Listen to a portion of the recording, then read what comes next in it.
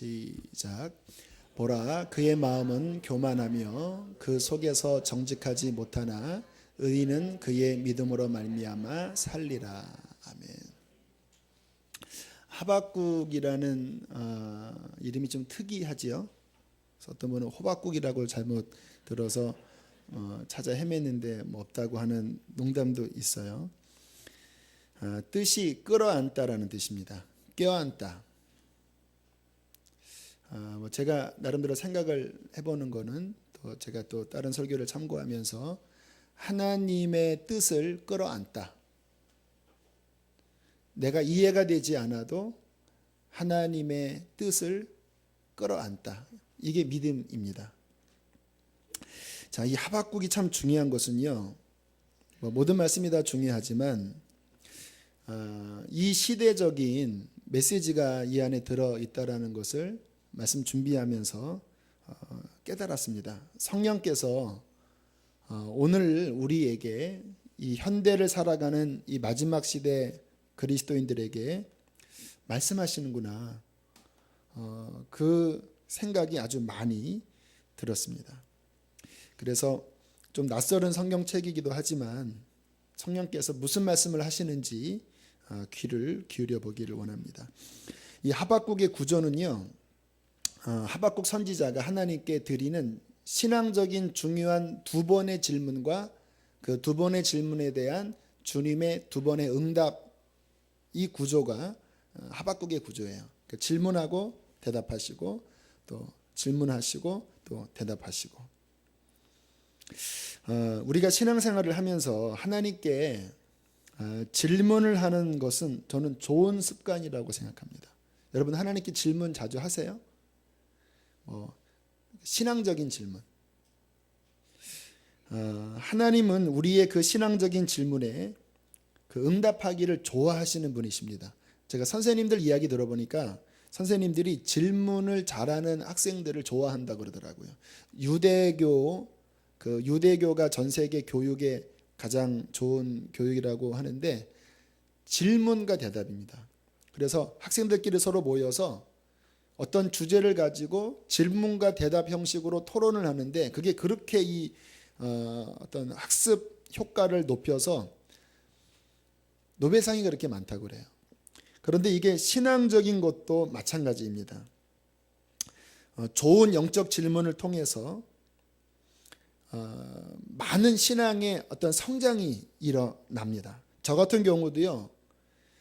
대부분의 신앙적인 발전이 이 의문 때문에 발전이 됐어요. 저는 별의별 거 다 질문을 했거든요.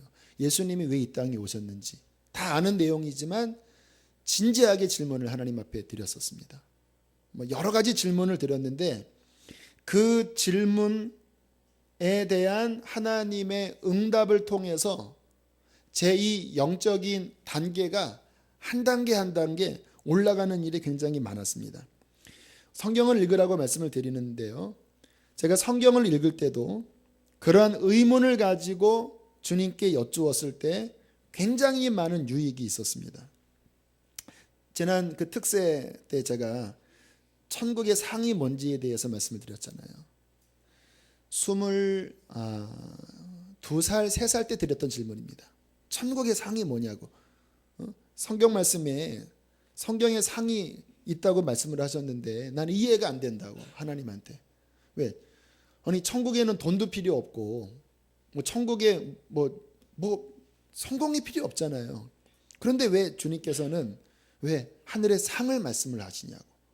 왜 하늘의 보화를 쌓아두라고 말씀하시냐고. 천국에 그러면 보화가 필요한 거냐고.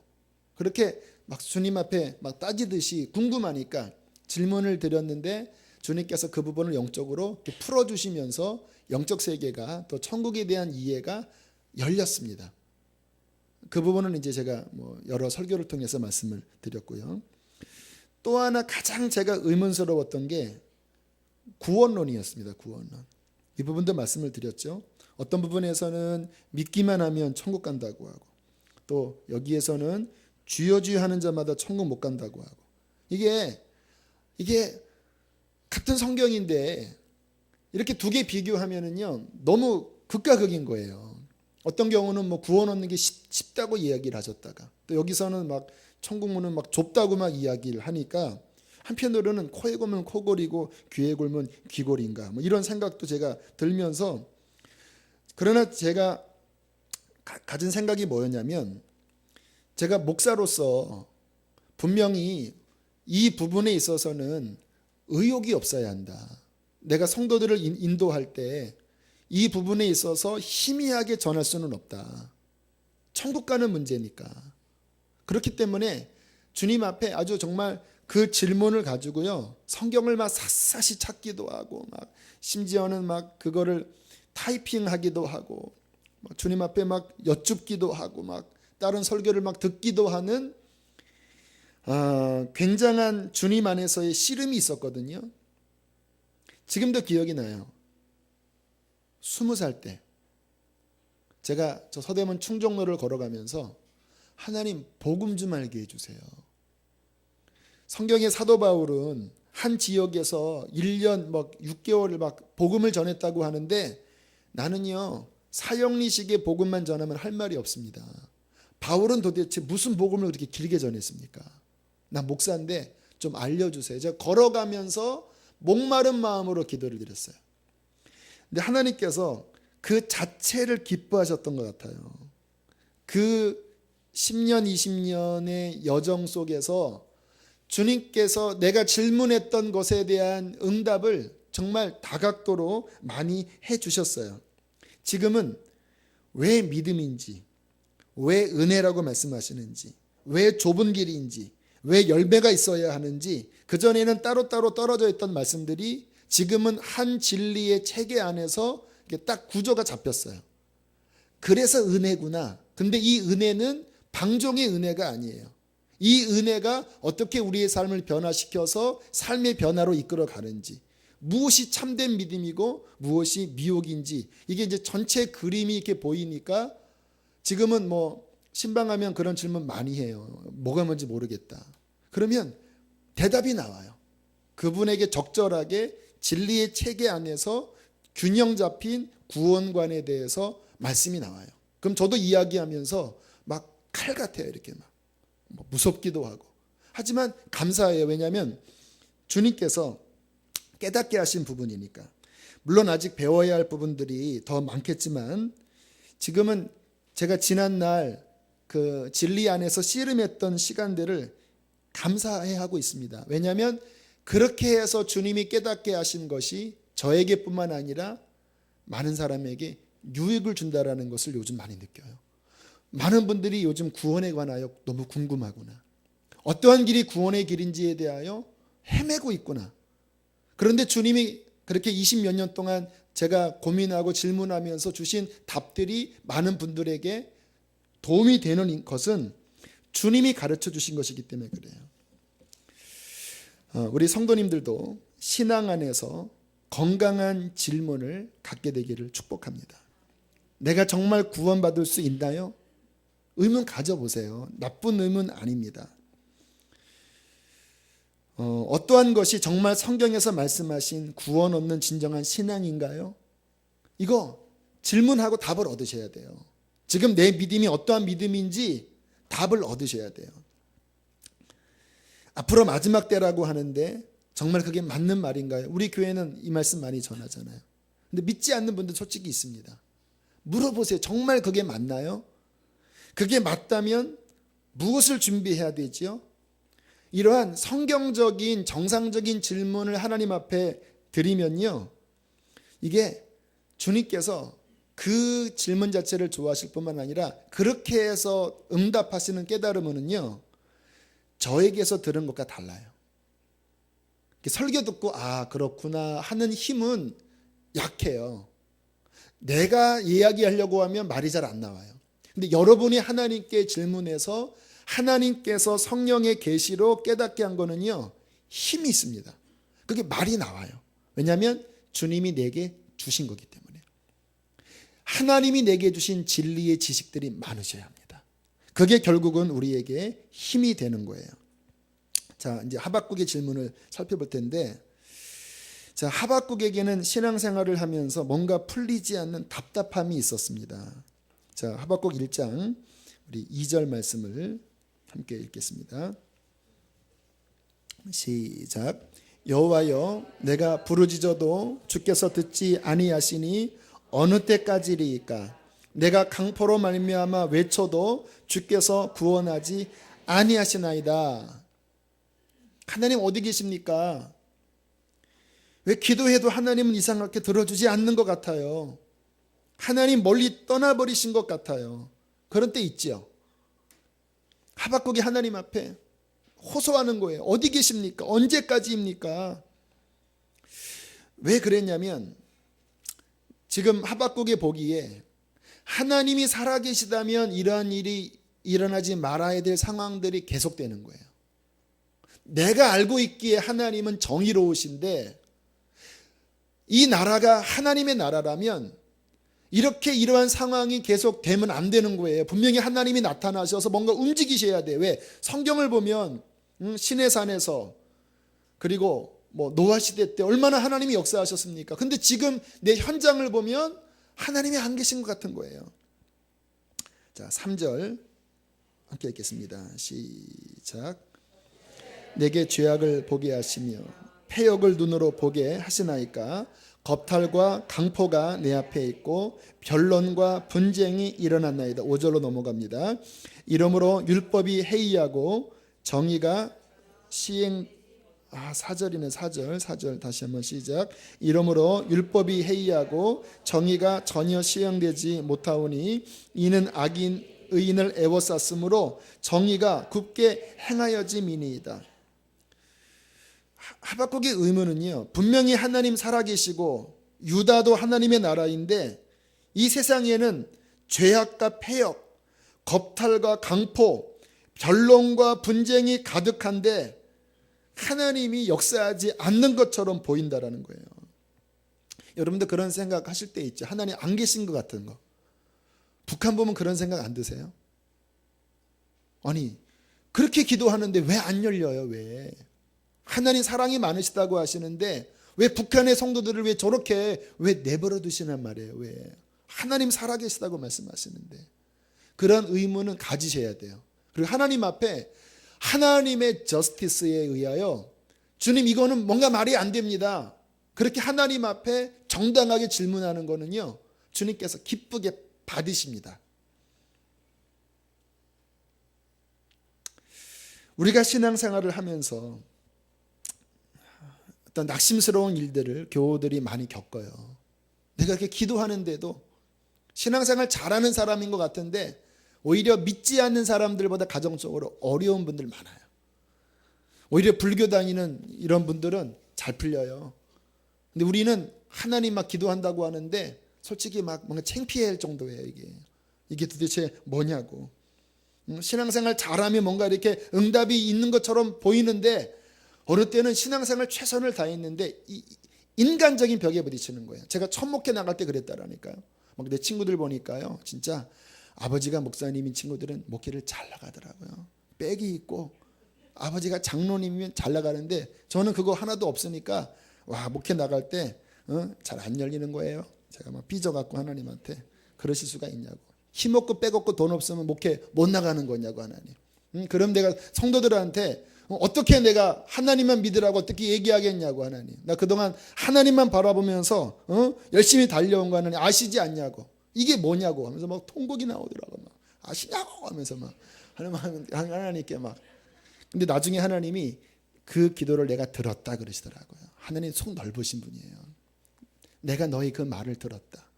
그리고는 정말 하나님께서 아무것도 없어도 하나님만 믿으면 어떻게 열어주시는지를 주님께서 경험하게 하시더라고요. 자, 하박국 상황은 좀 다르게 응답을 하시는데요. 자, 5절, 우리 5절 말씀 하나님의 응답입니다. 함께 읽겠습니다. 시작. 여호와께서 이르시되 너희는 여러 나라를 보고 또 보고 놀라고 또 놀랄지어다. 너희의 생전에 내가 한 가지 일을 행할 것이라 누가 너희에게 말할지라도 너희가 믿지 아니하리라. 자, 여호와께서 이르시되 응답하신다라는 거예요. 너희는 여러 나라를 보고 또 보고 놀라고 또 놀랄지어다. 너희의 생전에 내가 한 가지 일을 행할 것이라. 이건 누가 너희에게 말할지라도 너희가 믿을 수 없는 그러한 일을 행할 것이다. 이게 전혀 실은 뜻밖의 응답을 하박국이 실은 받고 맙니다. 들으면 기절초풍할 만한 응답을 받은 거예요. 하박국으로서는 전혀 예측할 수 없는, 본인이 기대하는 거는 그 정도는 아니었는데 이게 너무 어마어마한 응답을 받아버렸어요. 6절입니다. 그것이 함께 읽겠습니다. 시작. 보라, 백성 곧 땅이 넓은 곳으로 다니며 자기의 소유가 아닌 거처들을 점령하는 갈대아 사람을 일으켰나니. 무슨 의미냐면요, 이게 하박국이 지금 심장 떨리는 응답을 받은 거예요. 하박국은 자신의 나라 안에서 일어나는 죄악과 폐역, 겁탈과 강포, 변론과 분쟁을 보면서 왜 개입하지 않느냐고 하나님 앞에 질문한 거거든요. 하나님의 공의가 어디 갔냐고 물어본 거거든요. 주님이 이렇게 대답하십니다. 내가 개입한다. 어떻게? 바벨론을 일으킬 것이다. 그리고 그로 말미암아 너희를 심판할 것이다. 이때가 시기적으로 이제 아수르가 점점 이제 패망하고, 그리고 아수르가 북왕국 이스라엘 먹었습니다. 근데 점점 이제 약해져 가고 있고요. 갈대아에서 바벨론이 점점 신흥 강대국으로 일어나는 그쯤입니다. 그리고 이제 몇십 년 뒤면 불같이 이 나라가 일어나서 이제 다 먹는 거예요. 그게 일어날 쯤이에요. 바벨론을 일으켜서 유다를 심판할 것이다. 그러면서 9절, 10절에 이렇게 말씀하십니다. 시작. 그들은 다 강포를 행하러 오는데 앞을 향하여 나아가며 사람들을 사로잡아 모으기를 모래같이 많게 할 것이요 왕들을 멸시하며 방백들을 조소하며 모든 견고한 성들을 비웃고 흉복을 쌓아 그것을 점령할 것이라. 이게 무슨 내용이냐면요, 유다만 치는 게 아니라 이 바벨론을 통하여 전 세계가 들썩거리도록 하나님이 심판할 것이다 라고 말씀을 하신 거예요. 하박국이 간 떨어질 뻔했습니다. 본인 현 시대를 지금 보고 왜 욕이 그랬습니까 했더니 하나님은 하나님 수준으로 응답한 거예요. 내가 계획했다. 나는 정의의 하나님이다. 네가 말한 그거 맞다. 내가 이 바벨론을 통해서 이 열방의 죄악들을 심판하려고 내가 그를 지금 일으키고 있다. 이것이 바로 우리가 하나님과 대화하는 것의 중요성입니다. 여러분, 역사를 끌어가는 분은 사람이 아니라 하나님이세요. 그리고 우리가 이 역사를 제대로 보려면요, 하나님을 통해서 역사를 보셔야 돼요. 지금 세계 경제가 위기다. 그래서 미국의 신용 등급이 떨어진다. 우리나라 환율이 지금 대란이다. 이런 지금 이렇게 이야기들이 있잖아요. 그런 것만 보면요, 이게 온전히 못 봐요. 안 보여요. 그냥 오히려 거기에 잡히면 오히려 잘못됩니다. 근데 하나님과 대화하면서 이 성경 안에 하나님께서 당신의 뜻을 보여주셨거든요.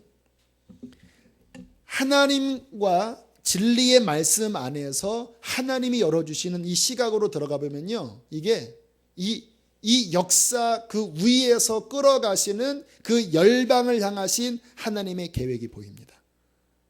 그게 마지막 때 하나님의 계획에 성경에 나와요. 그게 보여야지만요, 이 시대를 정확하게 분별한다라니까요.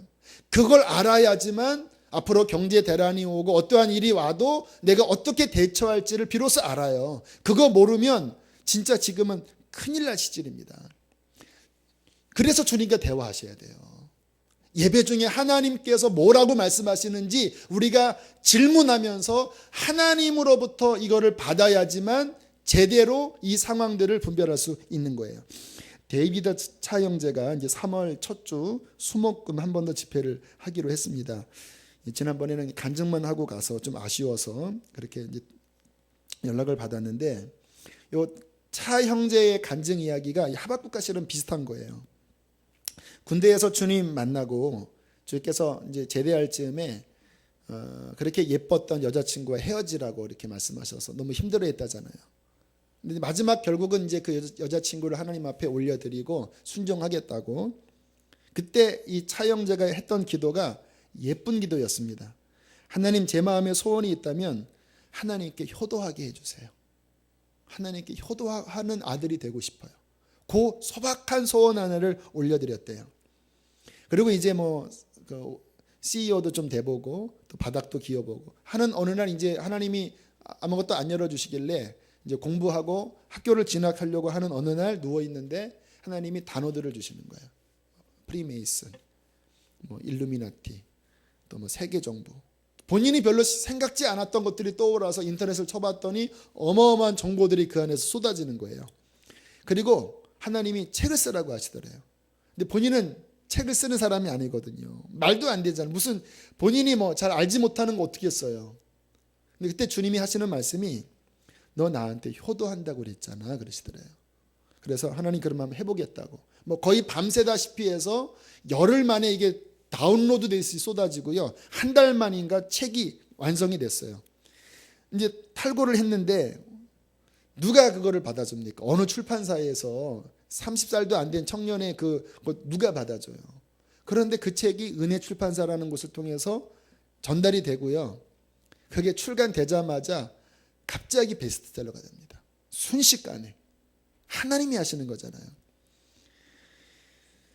그 안에 있는 내용들이요, 이 하박국과 비슷해요. 앞으로 마지막 때에 일어날 지금 적그리스도적인 그 바벨론 그 음녀의 정부가 어떻게 하나하나 준비되어져 가고 있고, 그것이 이미 얼마나 오래전부터 어떠한 정부 안에서 뉴 월드 오더가 진행됐는지, 이런 것들을 하나님께서 보여주신 거예요. 황당하지요. 지금은요, 위협을 당한대요. 너 조심해라, 진짜로. 그리고 어떤 목사님이 큰 누군지 모르겠습니다. 불러서 너 똑바로 해라. 그래서 막 울었대요. 막 이렇게 여린 마음에. 하나님과 대화하면요, 이게 그냥 청년이 아니에요. 하나님께서 그냥 이게 열어주시면요, 이 시대를 관통한다라니까요. 노인네도 마찬가지입니다. 어르신들도 하나님과 통하면요, 하나님이 응답할 때는 하나님 수준으로 응답하기 때문에 그분이 주시는 하나하나의 깨달음이 단순한 학문이 아니라 이 하나님의 경영계획의 정보예요. 고급 정보예요.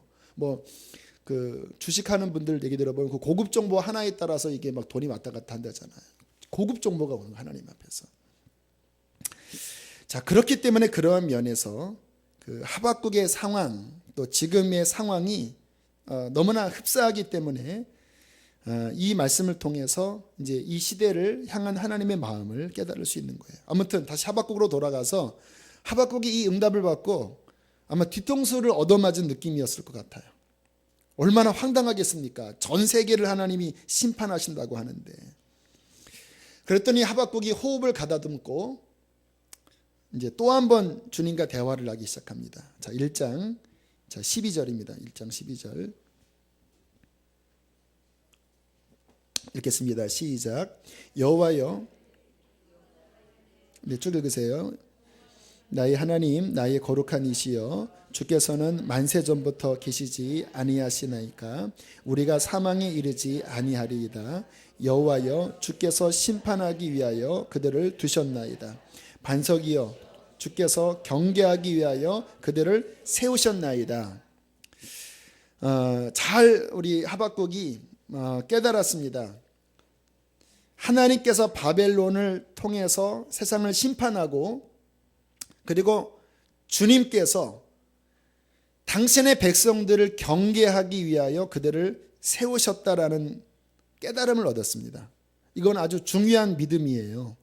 세상에 그런 여러 가지 환난과 어려움이 와도요, 그 배후에 하나님이 주관하시고 하나님께서 그것을 통하여 어려움과 환난과 문제를 통하여 하나님의 선을 이루신다라는 거예요. 북한 같은 경우에 그 모진 박해가 있잖아요. 우리 인간의 눈으로 보기에는 이해가 안 되잖아요. 얼마나 지금 저 땅에 순결한 주의 백성들이 준비되는지 아세요? 하나님의 눈에서는요, 우리 한국의 이 교회와 비교가 안 되는 엄청난 순결한 신부들이 지금 북한에서 그 모진 불시험 속에서 지금 막 그들이 일어나고 있는지 여러분 아십니까? 우리가 상상할 수 없는 하나님의 일들이 그 어려움을 통하여서 일어나는 거예요. 지난 금요일 우리 아버님이 매우 위독하시다고 하는 말씀을 드렸잖아요. 의사소견 들어보니까 그때 병원 오시지 않으셨으면 돌아가시는 상황이셨다고 하시더라고요. 근데 문제는 우리 아버님이 아직 영적으로 준비되지가 못한 상황이었어요. 영접은 하셨지만 이게 연세도 많으시고 신앙적으로 끌어주는 분들이 없고 또 이제 좀 강팍하시니까 자꾸 이렇게 왔다 갔다 하셨어요. 제가 고민이었습니다. 어떡하나. 지난번 기말사 때 그 전에 성령 집회 때인가 가족들을 위해서 기도하자고 하는데 제 아내에게 갑자기 아버님이 생각이 나면서 너무 막 안타깝고 불쌍한 마음으로 막 그때 기도를 하면서 본인도 놀랬다라는 거예요. 너무 불쌍한 마음이 들어서 막 눈물로 기도를 해서 뭔가 지금 중요한 시기구나 알았다고 하는데 그런데 하나님의 은혜로 병원에 오시자마자 의식을 잃고 이제 석션 끼고 중환자실 들어가셨거든요. 제가 가끔 설교할 때 간증하는 그 권사님 있죠. 그분이 지난 주일 월요일인가 주일날 이제 중환자실에 와서 기적이 일어났대요. 보통 이제 제가 이 꽂는 거를 제가 별로 안 좋아하는 게 이제 거의 이게 약을 넣어서 의식이 거의 없어요. 그러니까 마지막에 준비를 시켜드려야 되는데 이게 약물이 들어가면은 대화를 못 하거든요.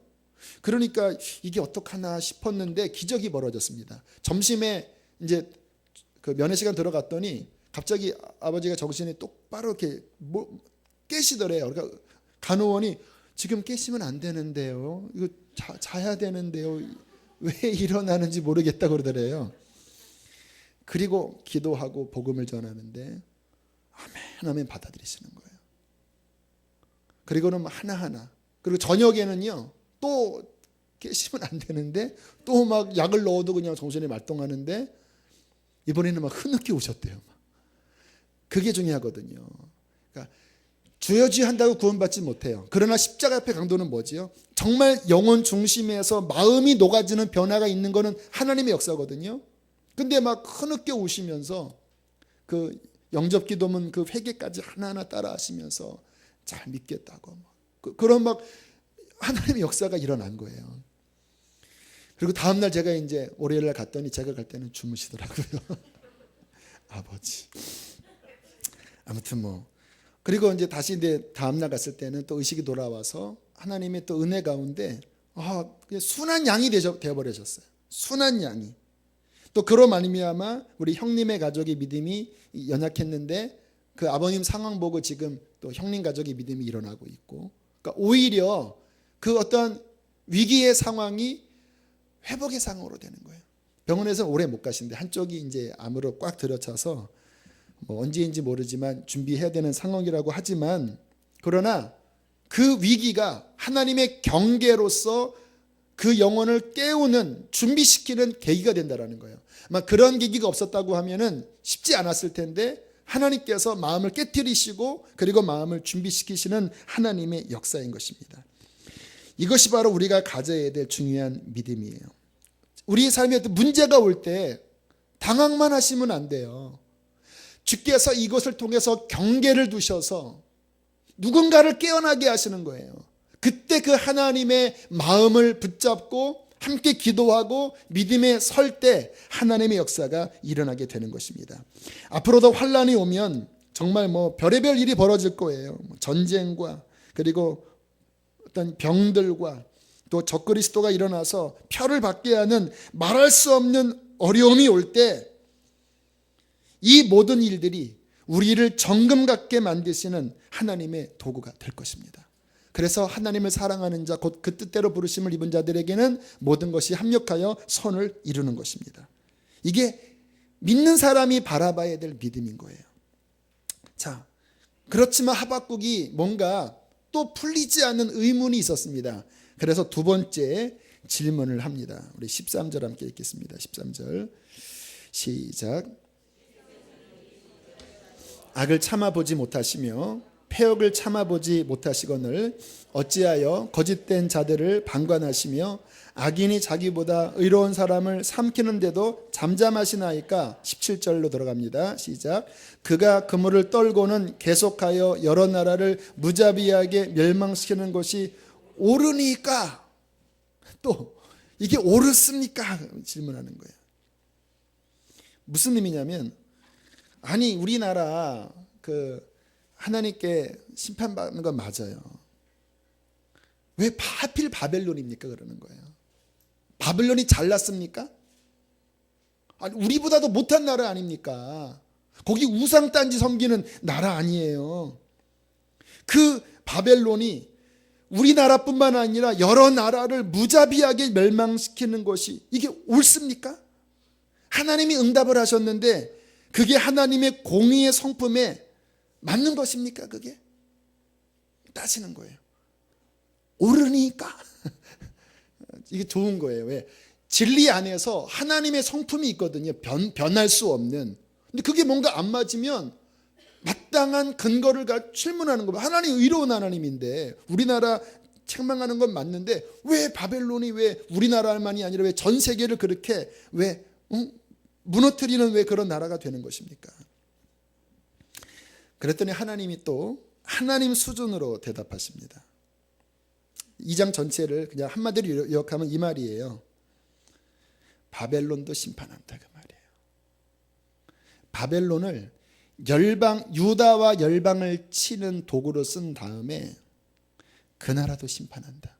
이 내용이요, 이사야서에도 있고 예레미야에도 있고 굉장히 많이 나와요. 왜냐면 바벨론이 그때 너무 커 보였거든요. 근데 선지자가 한편으로는 그 바벨론이 어떻게 세상의 채찍의 도구인지를 말씀하다가 꼭 중간이나 끝에 그 바벨론을 향한 하나님의 진노를 또 보여줘요. 그들이 교만했거든요. 이 말을 듣고 하박국이 어땠을 것 같아요? 영적으로. 본인은 그 조그만 소견에 왜 하나님의 정의가 어디 갔습니까? 했다가 하나님이 그 심판을 말씀을 하시고 그리고 더 나아가서 열방과 그 바벨론까지 심판하는 그 이야기를 들었을 때 어땠을 것 같아요? 여러분이 하박국 입장이 되어서 이제 앞으로 일어날 엄청난 환란을 본 거예요. 지금 엄청난 이 몰려오는 하나님의 열방을 향하신 그분의 경영을 본 거예요. 3장으로 넘어갑니다. 3장 16절.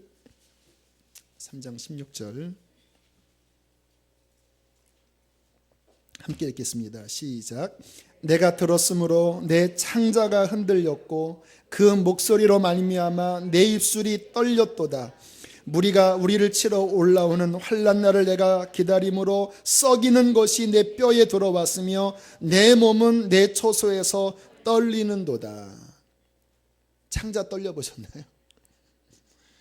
막 입술이 떨리는 거예요. 하나님의 그 묵시를 받거든요. 1절에 보면 하박국의 묵시를 받은 경고라고 그러죠. 이 비전이 보인 거예요. 그 일어날 일들을 막 바벨론이 일어나서 막 무자비하게 유다를 짓밟고 성을 무너뜨리고 또 막 열방을 다니면서 그 철퇴로 그 하나님의 공의가 어떻게 일어나는지를 막 보면서 하박국이 막 입술이 떨리고 창자가 떨리고 막 그 앞으로 올 환난을 생각하니까 막 뼈가 썩는 것 같고 막 온몸이 자기 집안에서 덜덜덜덜 떨렸습니다. 여러분, 주님의 응답은 두려운 응답이었어요. 근데 왜 제가 이 말씀을 준비하면서 이게 지금 오늘날 우리에게 주시는 말씀이구나. 제가 원래는 하박국을 스킵하려고 그랬거든요. 지난번에 한번 얼핏 다뤘었습니다. 근데 다시 했는데 주께서 어떠한 설교를 한번 들어보라고 하시고 그 구조가 잡히고 다시 보면서 이건 이 시대 말씀이다. 왜냐하면 성경은 보실 때 원래 그 시대의 그 상황에서 주시는 배경과 그때 무슨 메시지였는지를 보는 것이 첫 번째로 가장 중요해요. 그게 근거가 없으면요, 그 다음 적용이 이게 헛다리 잡을 수가 있어요. 지금 이 상황이 그 당시에 이제 멸망 앞에 유다 또 바벨론을 통해서 전 세계를 어떻게 경영할지 그 메시지잖아요. 이게 이 본문의 역사가 그렇잖아요. 그런데 왜 이게 지금 주시는 말씀이 되냐면 항상 성경은 역사도 반복되고요. 성경도 그 렌즈가 더블 렌즈입니다. 그래서 그 시대도 이야기하면서 끝도 같이 봐요. 두 가지가 같이 보여집니다. 이 본문이 그런 거예요. 요한계시록에 보면 마지막에 전 세계를 취하게 만들 음녀가 이름이 바벨론입니다. 바벨론. 그리고 그의 교회가, 그의 신부들이 그 불시험 속에서 어떻게 연단을 당하고 그리들이 그 환난 속에서 어떻게 자신의 세마포를 정결하게 하는지, 그 환난을 통과하면서 그들이 어떻게 주님의 보좌 앞에 나아가 유리바다 앞에서 춤을 추면서 하나님 앞에 나아가는지, 이게 요한계시록의 구조거든요. 지금 거의 같은 거예요, 이 상황들이. 그래서 이 말씀을 통하여 성령님께서는 이 시대에 앞으로 하나님이 바벨론을 통하여 경영할 이 전 세계적인 하나님의 심판과 그를 통한 이 교회가 어떻게 준비될지를 이 말씀을 통해서 주목하라고 말씀을 하시는 거예요. 오늘 오전에 새가족 신방을 하면서 이런저런 이야기를 나누는데, 요즘은 아무튼 새가족들이 많이 오셔서 신방 일정이 많아요. 한편으로는 말씀 준비할 시간이 떨어지면 어떡하나 하는데, 그분들과 대화 나누면 오히려 이렇게 어떻게 말씀을 준비할지가 또 잘 잡혀요. 그분들 안에 갈급함들이 그렇게 많이 있고, 요즘 등록하시는 분들은 거의 다 영적으로 깨어나고 싶고 이 시대를 잘 준비하기를 갈망하는 분들이 거의 등록을 하시더라고요. 참 신기해요. 거의 그러한 분들이에요. 그래서 하나님이 그 목적으로 교회를 세우셨다는 것을 다시 한번 느끼는데, 이런저런 대화를 나눴습니다. 진정한 신앙이 무엇인지 다 그 갈망이 있잖아요. 앞으로 다가오는 이 시대를 어떻게 준비해야 되는지, 그리고 왜 제가 그러한 말씀을 전할 수밖에 없는지, 성경에서 말씀하시는 그 신앙이라는 것이 본질이 무엇인지, 자기 부인하고 십자가 지고 그리고 순교를 불사하는 그 신앙이, 그게 예수님이 말씀하신 신앙이잖아요. 그런데 그 본질에서 지금 어떻게 변질되어 있는지, 너무 한편 쉬운 축복, 그리고 평안, 위로, 사랑, 물론 틀린 건 아닙니다. 그런데 이것만 이야기하고 이 반대편에 있는 지금과 같은 이런 말씀들을 빼버린 것이 얼마나 변질된 것인지, 이것이 어떻게 해야지 균형을 잡는 것인지, 이러한 부분들을 많이 대화를 나눴습니다. 그런데 제가 말씀을 나누면서요, 한숨이 나오더라고요. 이 상황을 보는데 한숨이 나오는 거예요. 한숨이. 앞으로 정말 하박국이 봤던 그러한 일이 온다면 이 시대를 살아가고 있는 그리스도인들이 얼마나 준비될까? 정말로 나를 부인하고 그 하나님의 경영을 보는 이 눈이 열리지 않으면 이 앞으로 오는 이 바벨론의 이것을 누가 견딜까? 막 그 생각하니까 제가 끝나고 일어나면서 한숨을 쉬니까 제 아내가 왜 한숨 쉬냐고, 왜 한숨 쉬냐고, 한숨이 나오는 거예요. 준비시켜야 되는데 얼마나 부족한, 하나님이 지금 그렇게 부족했으면 이 부족한 나 같은 사람의 설교를 그나마 이렇게 퍼지게 하시면서 전달할까? 아무것도 모르는 어린 아이, 무식한 사람인데 안타까운 겁니다. 좀 여러 교회들이 좀 외치고 정말 복음대로 사람들을 일으켜 세우고 준비시키고 그래도 견디기 힘든 판인데 이거 어떻게 하면 좋나? 막 마음속에 답답함과 한숨이 나오는 거예요. 여러분, 우리는 하나님 안에서 이 시대를 잘 준비하셔야 합니다. 하박국이 그것을 보고 기록한 거예요. 진리의 말씀 안에서 이 시대를 어떻게 살아가야 할지 기도하셔야 돼요. 어떻게 해야 됩니까? 그냥 두렵고 가만히 그냥 덜덜덜 떠는 것으로 끝내야 됩니까? 하박국에 어떻게 준비할지를 말씀합니다. 자, 2장으로 다시 돌아가셔서 2장 3절을 보겠습니다. 2장 3절. 함께 읽겠습니다. 시작. 이 묵시는 정한 때가 있나니 그 종말이 속히 이르겠고 결코 거짓되지 아니하리라.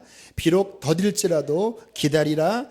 지체되지 않고 반드시 응하리라. 어쩌면 지금과 같은지 몰라요. 때가 온다라는 거예요.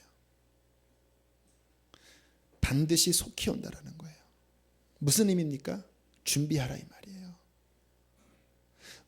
아마 제가 책을 보니까 BC 612년경이라고 추측을 해요. 그러면 586년 7년에 망했으니까 이때로부터 한 6년 정도 지난 후잖아요. 26년이 길면 길고 짧으면 짧아요. 그때까지 어떤 일이 없었다고 하면 아닌가 봐 할 수 있잖아요. 그런데 주님은 말씀하십니다. 지체되지 않고 반드시 응한다. 열방을 향한 경영이 이미 정해졌다. 바벨론이 철퇴가 될 것이다.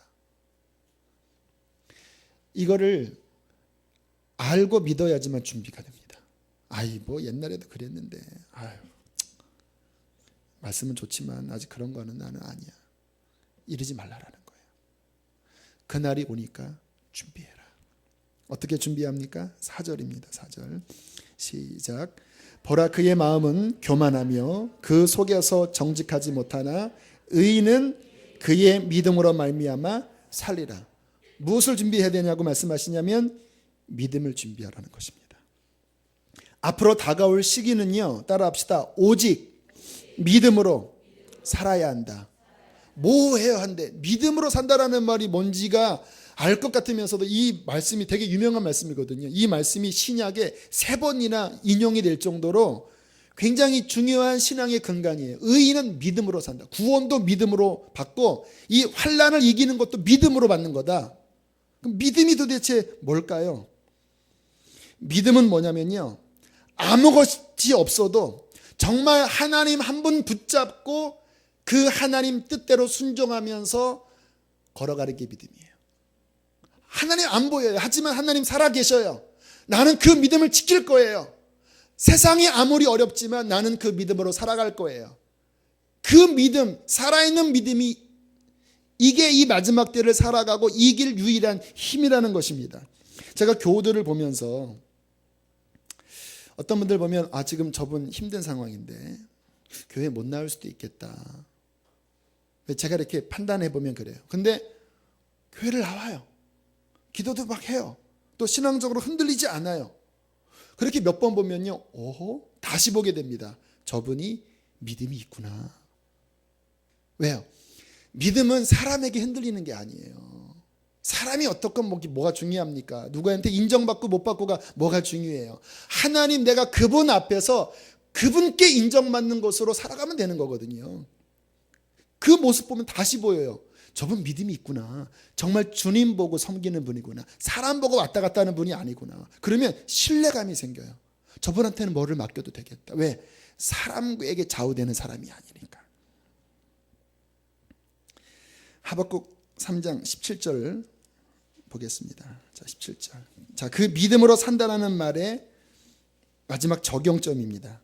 17절 함께 읽습니다. 시작. 비록 무화과나무가 무성하지 못하며 포도나무에 열매가 없으며 감람나무에 소출이 없으며 밭에 먹을 것이 없으며 우리의 양이 없으며 외양간에 소가 없을지라도, 왜 이런 말을 한 줄 아세요? 앞으로 다가오는 그 시절에 바빌론이 다 먹어버리겠다라는 거예요.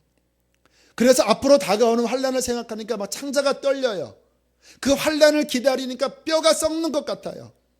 하지만 하박국이 기억했습니다. 오직 의인은 믿음으로 산다. 그래서 마음에 결정이 됐어요. 하나님, 오케이입니다. 무화과나무가 무성치 못하고 포도나무에 열매가 없고 감람나무에 소출이 없고 밭에 먹을 것 없고 우리의 양도 없고 외양간 소가 없어도, 여기서 말하는 이 열거 상황들은요, 그 당시에 사람이 사는 생필품 목록입니다. 그러니까 이거 없으면 아무것도 없다라는 말이에요. 앞으로 다가오는 환란의 시절에 그 모든 것이 없을지라도, 18절 19절입니다. 시작. 나는 여호와로 말미암아 즐거워하며 나의 구원의 하나님으로 말미암아 기뻐하리로다. 주 여호와는 나의 힘이시라. 나의 발을 사슴과 같게 하사 나를 나의 높은 곳으로 다니게 하시리로다. 할렐루야. 거기까지 봅니다. 여호와로 말미암아. 이제 더 이상 환경을 보니까 여긴 소망이 없어요. 그러면 절망해야 합니까? 믿음의 눈을 들어서 하나님을 보는 거예요. 보이지 않는 분을 보는 것처럼 참고 걸어가는 거예요. 나는 여호와로 말미암아 즐거워하며 나의 구원의 하나님으로 말미암아 기뻐할 것입니다. 아무것도 없어도 주님, 저 엄청난 물결의 쓰나미가, 환란과 이 마지막 심판의 쓰나미가 온다 할지라도 하나님이 나와 함께 하시면 나는 이깁니다. 주 여호와께서 나의 힘이십니다. 19절에 그러잖아요. 주 여호와는 나의 힘이시라 나의 발을 뭐와 같게 하사? 사슴 상상해 보세요. 그 절벽을 사슴이 탁탁탁 뛰어 올라가잖아요. 이 절벽과 같은 상황에 주 여호와가 나의 힘이 되어 주셔서 나의 발을 사슴과 같게 하사 주님, 이 절벽을 다다다닥 뛰어서 나로 높은 곳에, 이 풍파가 밀려오지만 내가 주님과 함께 날아올라서 나로 높은 곳에 주님은 다니게 하실 것입니다. 하나님, 나는 믿음으로 살겠습니다. 하나님, 나와 함께 하십니다. 나는 더 이상 세상과 환경에 나는 영향받지 않습니다. 하나님, 당신이면 충분합니다. 주께서 오늘 우리에게 이 고백을 받아내기를 원하십니다. 너 어떻게 준비해야 되는지 아니? 두렵고 떠는 거 아니야. 낙심하는 거 아니야. 그 모든 것이 없어도 주님으로 살아가라. 주님으로 만족해라. 사람이 알아주지 않는 것 상관없다. 주님, 당신이면 충분합니다라는 믿음으로 살아갈 때 여러분, 환난도요 우리 힘으로 못 이겨요. 앞에 이렇게 칼 대고 너 부인할래 하면 저조차도 물론 부인 안 하겠지만 갈등할 수 있어요. 그러나 하나님께서 힘 주시면요 순교도 할 수 있습니다. 왜냐하면 제가 그거를 왜 믿냐면 그 박효진 장로님의 그 사형수 고백 보면요, 그 믿음 정말 별로 훈련받지 못했던 그 아주 그냥 초보 신앙인 사형수들이 그 마지막에 사형장 앞에서 성령이 임하시면서 그들 변화되는 걸 보니까요 완전 딴 사람이더래요. 막 100만 부터 전류가 임해서 막 그들이 막 찬양하고 막 오히려 그 사형 집행관한테 당신도 예수를 믿고 나처럼 천국 가라고 막 하는데요, 그냥 그 사형장 전체가 그냥 전율이었다고 해요. 전율. 또 한 명이 아니라 막 3명이나 막 연달아서 그냥 크리스찬 사형수들이 그 성령이 임하자 그냥 변화되는 모습을 보고요, 이게 오히려 박효준 장로님이 시리에 빠졌대요. 아니 얘네 이 초신자들도 이 정도인데 나는 그거 그냥 사형장 지켜보는 것도 막 오금이 저리는데 내가 장로만이야. 그때 주님이 하신 말씀, 쟤네들의 믿음이 아니라 내가 역사한 거다. 할렐루야. 주님 붙잡고 주님 의지하고 주님 바라볼 때 그분은 우리의 발을 사슴과 같게 하사 우리로 하여금 높은 곳에 뛰어올라 승리하게 할 것입니다. 주님만 바라보고 믿는 우리 되시기를 축복합니다. 함께 시간들이 찬양합니다. 세상은 들리고.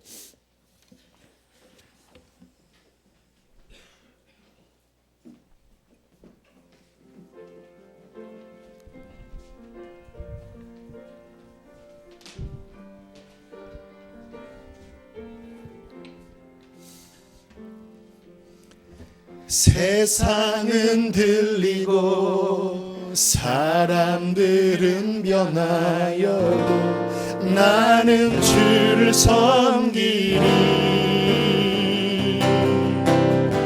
주님의 사랑은 영원히 변하지 않네. 나는 주를 신뢰해. 오직 믿음으로 오직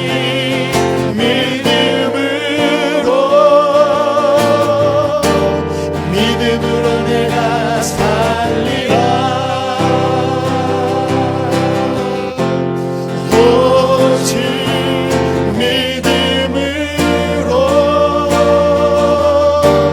믿음으로 내가 살리라. 믿음 흔들리고 사람들 믿음은 들리고 사람들 주를 떠나도 나는 주를 섬기리. 주님의 나라는 영원히 쇠하지 않네. 나는 주를 신뢰해. 오직 믿음으로 오직 믿음으로 하나님 우리에게 참된 믿음을 주십시오. 믿음으로 내가 살리라. 오직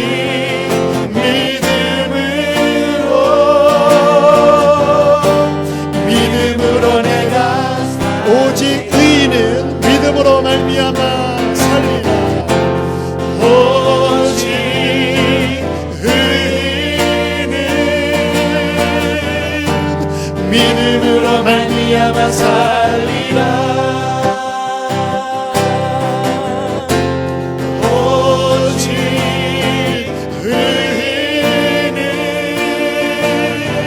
의인은 믿음으로 말미암아 살리라. 이 시간 우리 주님을 크게 두 번 부르시고 하나님 나에게 살아있는 믿음 세상을 이기는 굳건한 믿음을 부어 주시옵소서 기도하겠습니다.